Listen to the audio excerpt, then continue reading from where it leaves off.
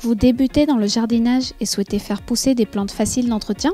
Alors vous êtes au bon endroit, car dans cette vidéo de Projet Écolo, nous vous présentons 10 plantes d'extérieur faciles à entretenir. C'est parti!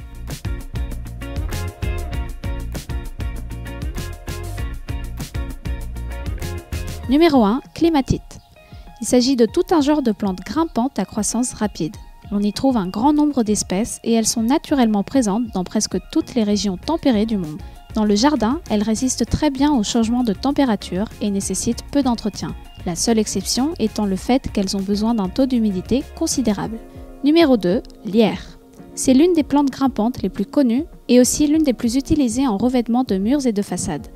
Leur seul soin notable est que certaines de ces espèces poussent tellement qu'il faut les contrôler et il faut veiller à ce que le soleil ne les atteigne pas directement. Numéro 3. Jasmin. Ce sont des plantes et arbustes grimpants d'extérieur aux fleurs blanches aussi décoratives que parfumées. Elles ne sont pas du tout demandantes en ce qui concerne leurs soins.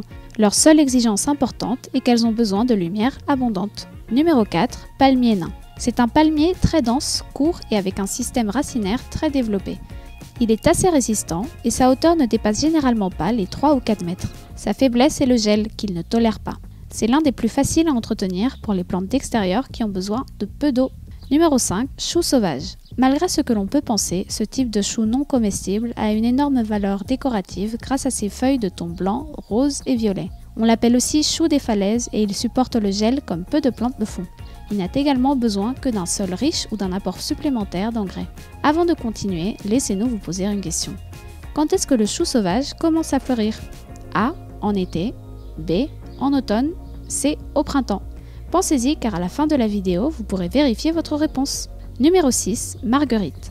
Les marguerites sont particulièrement résistantes au soleil. Dans les climats chauds, ces fleurs, très connues dans le monde entier, n'auront guère besoin de soins. Il suffit de les arroser modérément pendant les mois chauds, car en hiver, les pluies ou arrosages sporadiques suffiront. Numéro 7. Chrysanthème. Ces fleurs magnifiques sont un excellent moyen d'embellir votre jardin sans vous tuer à la tâche, en particulier dans les climats froids ou frais, mais pas extrêmes. La seule chose dont les chrysanthèmes ont besoin est de lumière indirecte abondante pour que leurs fleurs s'ouvrent, étant très voyantes et parfumées. Numéro 8. Agave. Il s'agit d'une plante grasse originaire du Mexique, très résistante à la sécheresse et aux sols pauvres en nutriments. L'agave est très appréciée pour sa forme particulière de rosette, si caractéristique des agavacées, et il atteint des hauteurs allant jusqu'à 2 mètres. Dans le sol, il n'a pas du tout besoin d'arrosage, bien que dans un pot, il lui faudra un arrosage léger. Numéro 9. Rosier. Les rosiers sont connus pour leurs belles fleurs parfumées, appréciées dans le monde entier, et pour leurs épines. Malgré leur popularité, ce sont des arbustes faciles à cultiver qui n'ont besoin que de beaucoup de lumière naturelle et de beaucoup d'arrosage pendant leurs mois de floraison, surtout si nous voulons avoir de très grandes roses. Les rosiers sont très adaptés au climat chaud.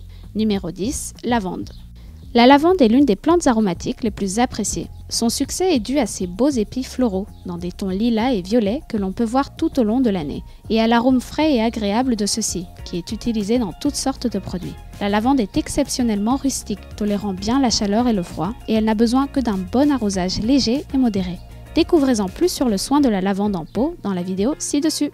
Et pour en revenir à la question que nous vous avons posée, c'était la réponse B. Le chou sauvage commence à fleurir en automne, bien qu'il atteigne toute sa beauté en hiver. Et vous, allez-vous faire pousser l'une de ces plantes? Dites-le nous dans les commentaires. À bientôt sur Projet Écolo.